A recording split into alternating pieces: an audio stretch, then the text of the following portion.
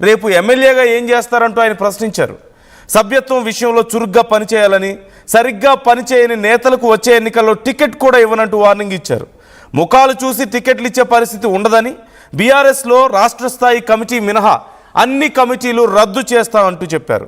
త్వరలో అన్ని స్థాయిల్లో కమిటీలు నియమించాలని పార్టీ వర్కింగ్ ప్రెసిడెంట్ కేటీఆర్కు కీలక బాధ్యతలు అప్పగించారు. కొత్త కమిటీలకు త్వరలోనే శిక్షణ తరగతులు కూడా ఉంటాయంటూ ఆయన తెలియజేశారు. ఈ నేపథ్యంలో ఇప్పుడు ఎస్ఐఆర్కి సంబంధించి కొంచెం జాగ్రత్తగా ఉండండి అంటూ వాళ్ళ నాయకుల్ని హెచ్చరించారు కేసీఆర్.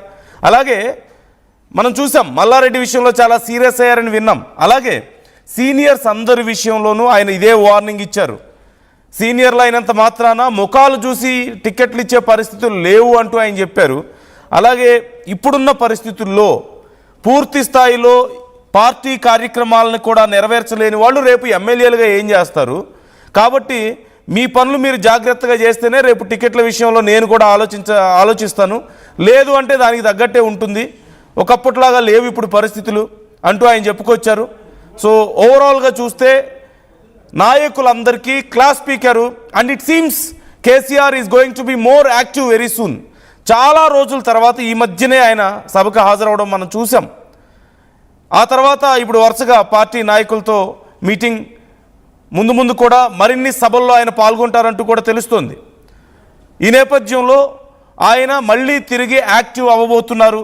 పార్టీ క్యాడర్కు ఇది చాలా ఉత్సాహాన్ని ఇచ్చేటువంటి అంశంగానే మనం చెప్పుకోవచ్చు. పార్టీ క్యాడర్ ఇన్ని రోజులుగా ఎక్కడ ఉన్నారు కేసీఆర్ అని ఎదురు చూస్తున్నారు, ఎప్పుడు వస్తారా ప్రజల మధ్యకి అని ఎదురు చూస్తూ వస్తున్నారు. మొత్తానికి కేసీఆర్ బయటకు వచ్చారు. జీవన్ రెడ్డితో ఆ సందర్భంలో ఆయన పార్టీలో జాయిన్ అవుతున్న సమయంలో మనం చూసాం, చాలా గొప్పగా మాట్లాడారు. చాలా రోజుల తర్వాత ఒక మంచి ప్రసంగాన్ని మనం చూసాం కేసీఆర్తో. ఆ తర్వాత పార్టీ నాయకులతో కూడా కీలక సమావేశాలు చూస్తున్నాం. సో కొంత గాడి తప్పిన బీఆర్ఎస్ను తిరిగి గాడిలో పెట్టే ప్రయత్నంగా ఇది కనిపిస్తోంది. మొత్తానికి పార్టీని సెటరైట్ చేసే ఆలోచన, ఓవైపు కాంగ్రెస్ అధికారంలో ఉండడం, మరోవైపు ఇటు బీజేపీ కూడా కొంతమంది కీలక నాయకులైనా సరే యాక్టివ్గా ఉంటున్నారు. అటు కేంద్ర సపోర్టుతో, కేంద్రంలో ఉన్నటువంటి అధికారంలో ఉన్నటువంటి బీజేపీ సపోర్టుతో, కేంద్ర నాయకుల సపోర్టుతో చాలా యాక్టివ్గా ఉండే ప్రయత్నం చేస్తున్నారు. కొన్ని లాంగ్ టర్మ్ వ్యూస్ వాళ్ళకు ఉన్నట్లుగా కనిపిస్తుంది. ఇప్పటికే బీఆర్ఎస్లో చాలామంది సీనియర్స్ని తమ వైపు అట్రాక్ట్ చేయాలనే ఆలోచనలో ఉన్నట్లుగా కనపడుతోంది. జస్ట్ లైక్ మల్లారెడ్డితో చర్చలు జరిపారని ఎలా విన్నామో మరికొన్ని పేర్లు కూడా ఉన్నాయి. సో వాళ్ళందరినీ ఇప్పుడు కేసీఆర్ వార్న్ చేస్తున్నారు. ఏదో ఇష్టం వచ్చినట్లుగా మన పార్టీలో ఉంటూ వేరే పార్టీల కోసం సపోర్ట్ చేసుకుంటూ మీ ఇష్టం వచ్చిన మీ సొంత పనులు చేసుకుంటూ కూర్చుంటే సరిపోదు అంటూ ఆయన హెచ్చరించే ప్రయత్నం చేశారు. అలాగే ఇప్పటి నుంచే టికెట్లు ఎవరెవరికి ఇవ్వాలనే దానికి సంబంధించి ప్రిపేర్ అవుతున్నట్లుగా కనపడుతోంది. సో ఓవరాల్గా కేసీఆర్ వచ్చిన తర్వాత ఆ ఊపు, ఆ హడావడి కనిపిస్తోంది మొత్తం మీద. సో డీటెయిల్స్ తెలుసుకుందాం, మరిన్ని డీటెయిల్స్. కేసీఆర్ ఇంకా ఎలాంటి ప్లాన్స్లో ఉన్నారు, ముందు ప్రణాళికలు ఎలా ఉండబోతున్నాయి, ఇప్పుడు ఈ వార్నింగ్ని ఎలా అర్థం చేసుకోవాలి? అంటే తమ పార్టీలోనే ఉంటూ తమకే గోతులు తవ్వుతున్న కొంతమంది నాయకుల విషయంలో కేసీఆర్ ఐడెంటిఫై చేశారని, రిపోర్ట్స్ తెప్పించుకున్నారని, తాను యాక్టివ్గా లేకపోయినా ఎక్కడేం జరుగుతుందో తనకు తెలుసు అన్న విషయాన్ని నాయకులకి చెప్పాలనుకున్నారని, ఒక హెచ్చరికని ఇవ్వాలనుకున్నారనేది అర్థమవుతుంది. సో మధుని అడిగి మరిన్ని డీటెయిల్స్ తెలుసుకుందాం. మధు, ఇప్పుడు కేసీఆర్ ఏం చేయబోతున్నారు నెక్స్ట్? అంటే రాక చాలా రోజుల తర్వాత బయటకు వచ్చారు. జూబ్లీహిల్స్ ఉప ఎన్నికల్లో బయటకు రాలేదు, మున్సిపల్ ఎన్నికల్లో రాలేదు, పంచాయతీ ఎన్నికల్లో ఎక్కడ ఆయన బయటకు రాలేదు, క్యాడర్ అంతా వెయిట్ చేసింది. మొత్తానికి కేసీఆర్ వచ్చారు. అండ్ చూస్తుంటే కొంత కదలిక కనపడుతున్నట్లుగా ఉంది. సో ఫర్దర్గా కేసీఆర్ ఎలాంటి ప్లాన్స్లో ఉన్నారు, వెరీ సూన్ ఏం జరగబోతుంది, ఈ వార్నింగ్స్ని మనం ఎలా అర్థం చేసుకోవాలి? కొంతమంది మీద ఏదైనా యాక్షన్ తీసుకునే అవకాశాలు ఉన్నాయా, లేకపోతే కొంచెం గాడి తప్పుతున్న వాళ్ళని మళ్ళీ దారిలో పెట్టడమా?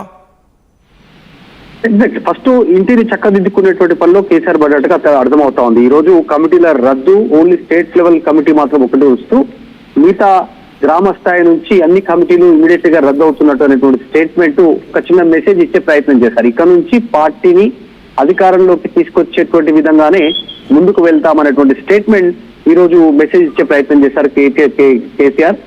నందు, ఈ రోజు కేసీఆర్ స్పీచ్ చాలా రోజుల తర్వాత అంత అగ్రెషన్ లో, అంటే గతంలో ఉద్యమంలో ఉన్న తర్వాత తర్వాత అధికారంలోకి వచ్చిన తర్వాత సీఎం గా ఉన్నటువంటి స్టేట్మెంట్, కొన్ని స్టేట్మెంట్స్ తో అంత అగ్రెషన్ స్పీచ్ కనపడింది. ఎందుకంటే 2 సంవత్సరాలు అవుతుంది పార్టీ ఓటమి చెంది, కాస్త స్తబ్దుగానే ఉన్నారు. కాంగ్రెస్ కు టైం ఇస్తానని చెప్పారు, పెద్దగా మాట్లాడలేదు, చప్పగానే మాట్లాడారు కేసీఆర్. అసలు కేసీఆర్ వ్యవహార స్టైల్, కేసీఆర్ మాట్లాడే స్టైల్ ఇది కాదు, కానీ చాలా చప్పగా మాట్లాడినట్టుగా కనిపించింది ఇన్ని రోజులు. మొన్న జగిత్యాల సభ నుంచి ఒక స్టేట్మెంట్ ఇచ్చారు. నా కొడుక నేను నువ్వు 1000 జన్మలు ఎత్తినా నేను చావును అనేటువంటి స్టేట్మెంట్ అక్కడి నుంచి ఇవ్వడానికి గల రీజన్ ఏంటంటే నేను ఇంకా ముందుకు వెళ్తాను అనేటువంటి స్టేట్మెంట్ ఇచ్చారు. సో ఈ రోజు జరిగినటువంటి రాష్ట్ర కార్యవర్గ సమావేశంలో SIR స్పెషల్ ఇంటెన్సివ్ రివిజన్ కి సంబంధించి ఓటర్ స్పెషల్ ఇంటెన్సివ్ రివ్యూ ఏదైతే ఉందో దానిపైన BLO BLA లిస్ట్ ఇవ్వలేదు, కనీసం ఎమ్మెల్యేలకు సంబంధించి అనేటువంటిది. మొత్తం 31 నియోజకవర్గాల నుంచి లిస్టు రాలేదంటే అర్థం చేసుకోవచ్చు అనేటువంటిది. అంటే 119 నియోజకవర్గాల్లో 31 నియోజకవర్గాల నుంచి లిస్టు రాలేదనేటువంటి దానిపైన కేసీఆర్ తీవ్రంగా ఆగ్రహం వ్యక్తం చేసినట్టుగా తెలుస్తా ఉంది. రేపు ఫ్యూచర్ లో సభ్యత్వ విషయంలో కూడా చురుగ్గా పనిచేయాలి. ఏదో పక్క ఆయన 50,000 చేశాడు, నేను ₹1,00,000 సంబంధించినటువంటి సభ్యత్వం నమోదు చేస్తాను అనేటువంటిది ఇక్కడ కాంపిటీషన్ కాదు. పార్టీకి ఎవరు ఎంత లాయల్టీగా పనిచేయగలుగుతారు అనేటువంటిదే సభ్యత్వ నమోదు ఇంపార్టెంట్. ఏదో అందరినీ చేశాము ఆన్లైన్ లో ఆఫ్లైన్ లో అనేటువంటిది ఇది ఈ రకంగా కాకుండా పార్టీ కోసం పనిచేస్తూ అధికారంలోకి తీసుకొచ్చేలాంటి ఆ ఒక సభ్యత్వం కీలకంగా యాక్టివ్ గా ఉండేటువంటి వారి సభ్యత్వ నమోదును చేయండి అనేటువంటిది కేసీఆర్ సమాచారం ఇచ్చారు. సో ముబ్బడిగా సంఖ్యాపరంగా నమోదు చేయొద్దు, ఏదో నామకే వాస్తే పార్టీని అధికారంలోకి తీసుకొచ్చేలాగానే చేయండి, సరిగ్గా పనిచేయని నేతలకు వచ్చేటువంటి ఎన్నికల్లో టికెట్లు కూడా ఇవ్వము అనేటువంటి ఒక హెచ్చరిక కూడా జారీ చేశారు. ఇప్పుడు ఆషామాషిగా లేదు సిచ్యువేషన్, ఆల్రెడీ అధికారం కోల్పోయాము, మళ్ళీ అధికారంలోకి రావాలంటే మాత్రం ఖచ్చితంగా పనిచేసేటువంటి వారికే టికెట్ ఇస్తాము, సర్వే ఆధారంగా టికెట్ ఇస్తాము, మీరు పని చేస్తున్నారా లేదా అబ్జర్వ్ చేస్తా ఉన్నాం, ప్రతిదీ అబ్జర్వ్ చేస్తున్నాం అనేటువంటి స్టేట్మెంట్ చేశారు. నిజంగానే ఇందాక నందు మీరు అన్నట్టు కేసీఆర్ బయట యాక్టివ్ గా లేరేమో, ఆయన మాటల దాడి పెంచట్లేదేమో, కానీ జరుగుతున్న అన్ని పరిణామాలపైన పార్టీలో ఏం జరుగుతుంది, ఏ నేత ఎక్కడ పనిచేస్తున్నారు, ఎవరు పని చేయట్లేదు, ఎవరు అందుబాటులో ఉన్నారు, క్షేత్రస్థాయిలో ఎవరు అందుబాటులో లేరు, ఎవరు తమ సొంత పనులు చక్కబెట్టుకుంటున్నారు, మిగతా ఎవరు ఈ పార్టీలో ఉండి ఇంకో పార్టీ కోసం పనిచేస్తున్నటువంటి వారు ఎవరు, వారందరికీ సంబంధించిన సమాచారం కేసీఆర్ సేకరిస్తున్నట్టుగా తెలుస్తా ఉంది. ఇలా మొత్తం ఈ అంశాలకు సంబంధించి కేవలం సోషల్ మీడియాలో యాక్టివ్ కాదు, మిగతా అంశాల్లో గ్రౌండ్ లో కార్యకర్తలకు అందుబాటులో ఉండాలి, పార్టీ బలోపేతం చేయాలి, ప్రజా సమస్యలను మీరు ఎప్పటి యాక్షన్ ప్లాన్ ఎలా ఉండబోతుంది? చాలా మంది కార్యకర్తలు ఇన్ని రోజులు కేసీఆర్ రాలేదు, వస్తే బాగుంటుందని ఎక్స్పెక్ట్ చేశారు. అఫ్ కోర్స్ కేటీఆర్, హరీష్ వాళ్ళ స్టైల్లో వాళ్ళు చాలా స్ట్రాంగ్గా ముందుకెళ్తున్నప్పటికీ కూడా కేసీఆర్ అనే ప్రజెన్స్ మిస్ అయింది ఇన్ని రోజులుగా. సో ఇప్పుడు కేసీఆర్ మొత్తం మీద ఆఫ్టర్ లాంగ్ గ్యాప్ బయటకు వచ్చారు కాబట్టి, ఇన్ఫ్యాక్ట్ ఎన్నికల తర్వాత ఇంత యాక్టివ్గా ఉండడం ఇదే కదా. సో ఫర్దర్గా యాక్షన్ ప్లాన్ ఎలా ఉండబోతోంది అనే డీటెయిల్స్ మనకి ఏమన్నా తెలుస్తున్నాయా? అంటే ఇక బీఆర్ఎస్ను నెక్స్ట్ అధికారంలోకి తీసుకురావడే టార్గెట్గా ఏదైనా ప్లాన్ రెడీ అవుతుందా? ఎగ్జాక్ట్లీ, నిజంగానే. అంటే ఒక మొన్న జగిత్యాలకు సంబంధించినటువంటి సభని